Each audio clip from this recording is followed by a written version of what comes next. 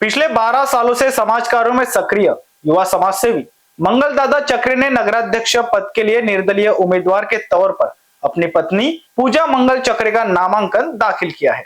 दिग्रस नगर पालिका चुनाव 2025 के तहत उम्मीदवारों के नामांकन स्वीकार करने की तिथि 10 नवंबर से 17 नवंबर तक थी।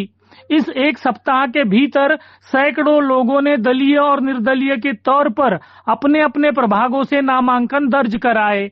दिग्रस नगर पालिका के नगर सेवक और नगराध्यक्ष पदों के लिए नामांकन दाखिल किए गए। नगराध्यक्ष पद के नामांकनों में एक नामांकन शंकर नगर निवासी मंगल चक्रे ने भी पत्नी पूजा मंगल चक्रे के नाम से दाखिल किया।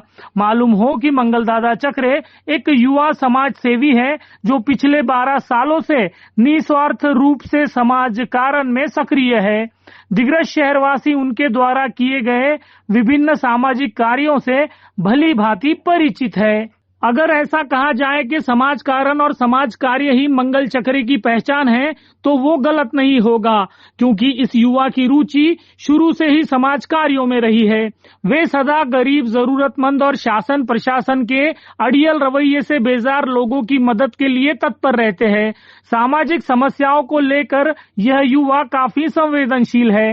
बीते दिनों संजय गांधी निराधार योजना का उन्होंने जरूरतमंदों को लाभ दिलाया और निराधार लोगों के राशन कार्ड बनवाने में मदद भी की। इसके अलावा विभिन्न अर्थ सहायता योजना का भी लाभार्थियों को उन्होंने लाभ पहुंचाया और प्रधानमंत्री घरकुल आवास योजना का 5वां हफ्ता जो कई लाभार्थियों को मिला नहीं था, उसके लिए भी मंगल चक्रे ने अनशन किया था। इस अनशन में उन्होंने जनता की पानी, रास्ते और नालियों की सफाई जैसी बुनियादी समस्याओं के खिलाफ में आवाज भी उठाई थी। कोरोना काल में भी मंगल चक्रे ने लोगों की काफी मदद की थी।